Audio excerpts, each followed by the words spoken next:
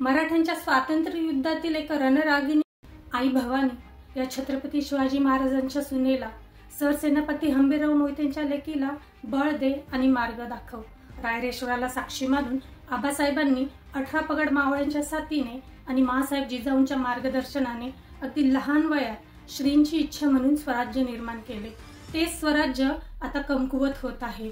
छत्रपती संभाजी महाराजांनी 40 दिवस मरण यातना सोसून रक्ताच्या शेवटच्या थेंबापर्यंत औरंगजेबास लढवले। औरंग्यासारख्या बलाढ्य, मुत्सद्दी, हुशार, क्रूर आणि कपटी शत्रूशी 7.5 वर्ष एकदाही सामोरे न जाता आम्ही देखील लढत आलो।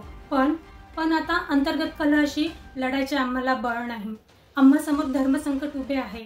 तत्कालीन कवी गोविंद राणी ताराबाईंचे वर्णन करताना म्हणतात, दिल्ली झाली दिनवाणी, दिल्ली शहाचे गेले पाणी, ताराबाई रामराणी भद्रकाली कोपली, ताराबाईंच्या बघते दिल्लीपतीची तकते, खचू लागली तेवी मते पुराणे ही खंडली, रामराणी भद्रकाली रणरंगी क्रुद्ध झाली, प्रलयाची वेळ आली मुगलो हो सांभाळा।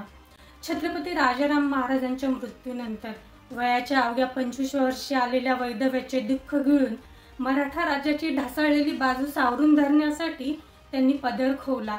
मराठा राज्याची राजसूत्रे आणि हाती तलवार घेऊन औरंगजेबाचे लष्करी आव्हान स्वीकारले। मुघली प्रदेशात आपले लष्कर घुसवले आणि मुघल अधिकाऱ्यांना दे माय धरणी ठाय म्हणावयास लावले।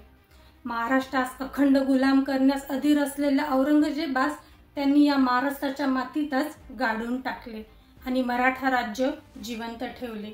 मराठ्यांच्या स्वातंत्र्य युद्धातील एक रणरागिणी म्हणून त्यांचे कार्यकर्तृत्व इतके दैदिप्यमान आहे की ताराबाई महाराणींशिवाय मराठा साम्राज्याचा इतिहास पूर्णच होऊ शकत नाही। अशा तेजस्वी, तडफदार, अलौकिक, प्रतिभावान, साहसी, ज्योतिर्मयी महाराणी ताराबाई यांना मानाचा त्रिवार मुजरा।